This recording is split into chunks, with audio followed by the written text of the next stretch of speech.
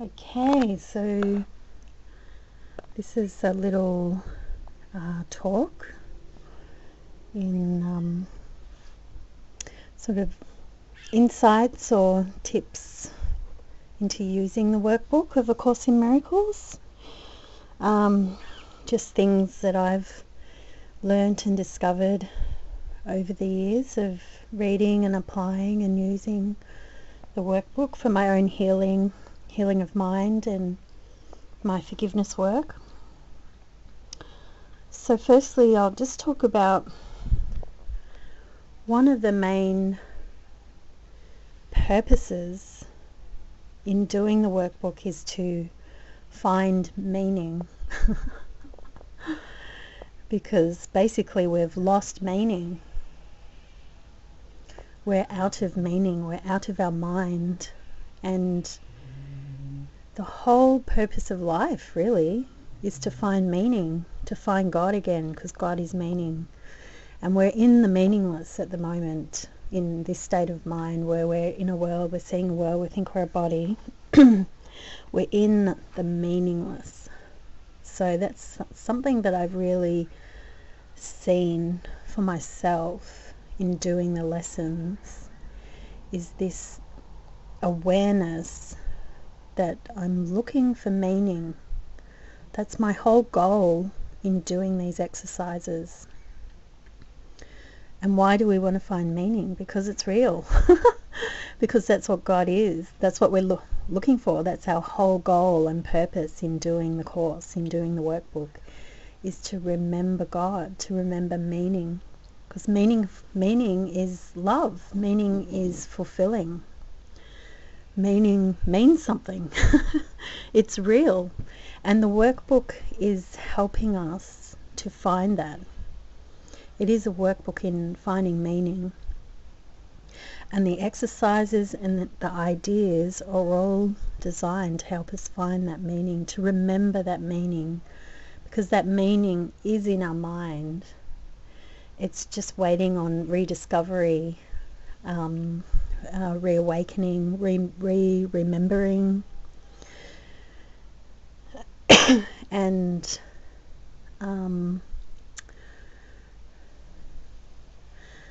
so just keep that in mind when you are doing the workbook. So when you're reading a sentence, sort of have the attitude, well, what does that mean? Because we're reading something that feels very unfamiliar, something that feels foreign, and it is foreign to the egoic mind. It's like a foreign language. It seems so far away. It's like learning something brand new. That's why we have to hold the attitude of, well, what does that mean? We have to question constantly. So every sentence that you read, or when it occurs to you as you're reading, so, well, what does that mean? What does that mean that, for example, my lesson today is, let me perceive forgiveness as it is. And in there he asks the question, he says, ask this question, would I accuse myself of doing this? And so you sort of look at it and you go, well, yeah, sometimes I do. I don't. But what does it mean? What is he getting at? That's the kind of attitude you've got to have. What is he getting at? What does that mean? Would I accuse myself of this? And so you've got to use your mind. You've got to engage your thinking mind, because it's calling on the part of your mind that does remember truth, that does know. It's trying to pull you into that mind, that part of your mind that does know truth, that does remember. So we're trying to access that part of our mind that knows the truth, that does remember. Okay, so when he says, would I accuse myself of this? I go, well, what does he mean? And then my mind engages, like it will then have related thoughts. It will then go, well, do I want to accuse myself of this? So it's okay to change the words to make it meaningful for you. That's what I do with the course. I And the lessons, I want it to be meaningful to me, because what the hell point is it if it's not meaningful to me? So I'm searching for meaning in what is that question. Okay, so I will come up with, okay, so do I want to accuse myself of that? That feels a little bit more meaningful to me. And I look at it, if I really, really get to the heart of things, no, I don't. No, I don't. I don't really want to accuse myself of this. For example, that person is evil, that person is sick, or, you know, because he's trying to get you to look at people, list all their sins and all their errors, and then he says the question, well, do I want, would I accuse myself of this? And so, yeah, it's like digging into the heart, digging into your heart, where you can really get to a true desire, where you don't really want the ego's thought system. In your heart of hearts, you don't really want its thought system. And that's where the change of mind really happens, in your heart of hearts, where you don't really want that anymore. You don't desire grievances. You don't desire to hang on to a fearful, attacking, murderous thought system anymore. You know, and so it's trying to get you all the way in there, into the depths of your heart, where you're willing to question the ego's thought system. You're willing to question what it believes. And so questioning is another aspect of this. Question. Use questions.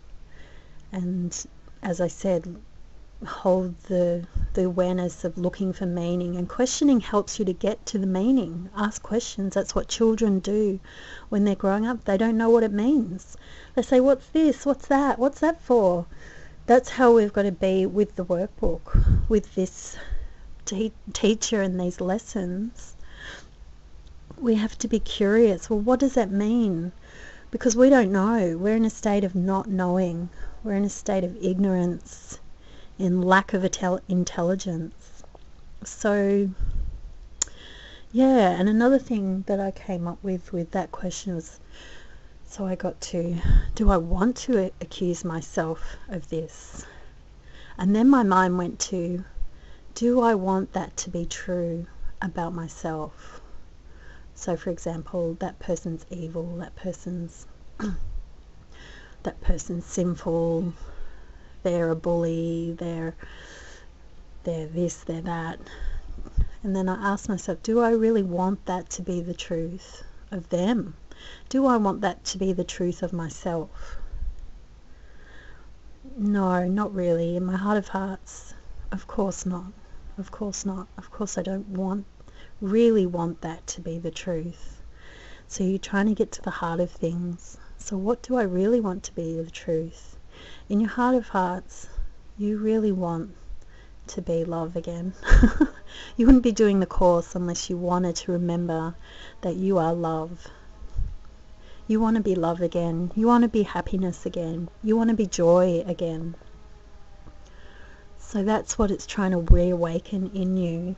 Your desire to know who you are again, as love, as happiness, as joy, as peace, as the Christ idea, which is total innocence, hasn't sinned, cannot sin, abides in God's love, is one with God. This is what we're trying to remember.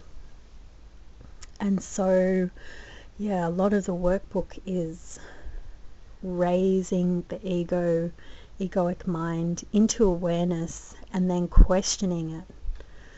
Is this really true? Do I really want this to be the truth? And that's at the heart of hearts, is desire. Because somewhere we have desired the ego, we've desired to believe it, we've wanted it, and that's why it's there. That's why we believe it. You believe it because you want it. You've desired it. And so we have to work with both the belief and the desire for it and start turning those around. So turning around, or withdrawing your belief for it and changing in your heart the desire for that.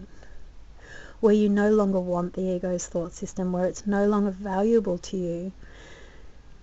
Like he says, the world I see holds nothing that I want.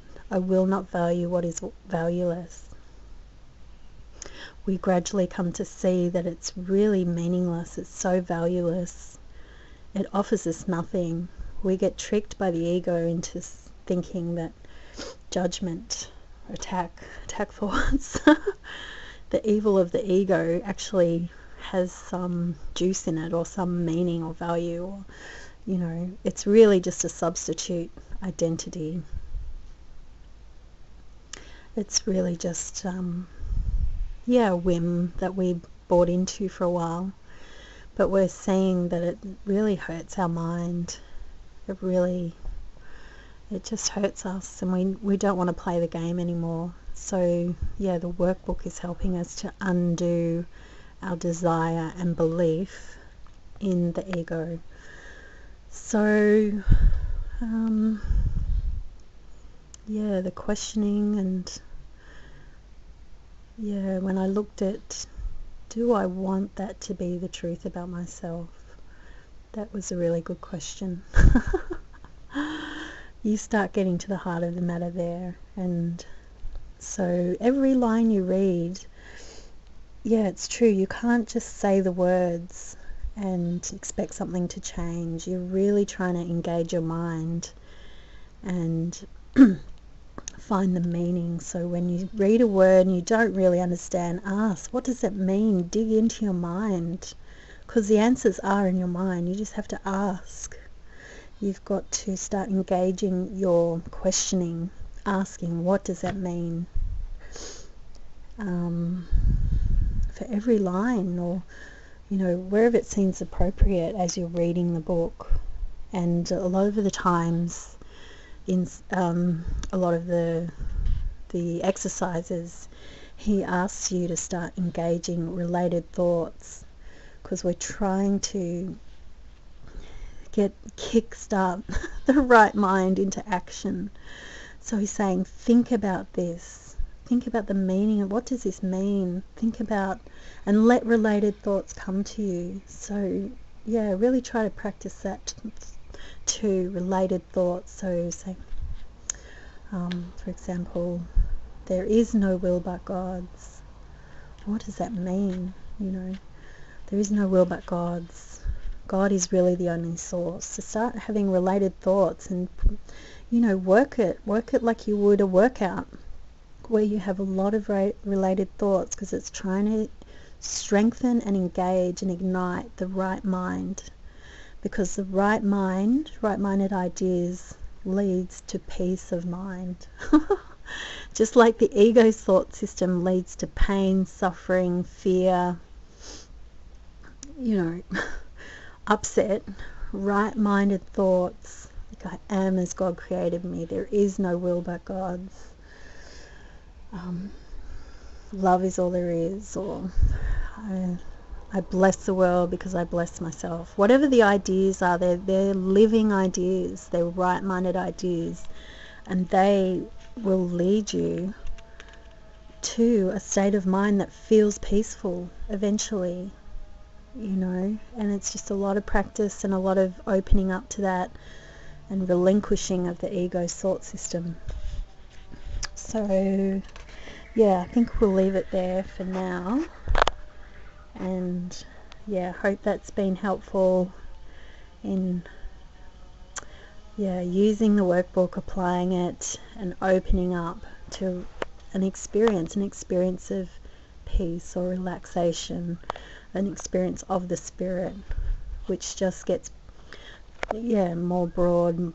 It deepens and deepens and deepens, eventually into complete surrender and experience of the state of mind of God.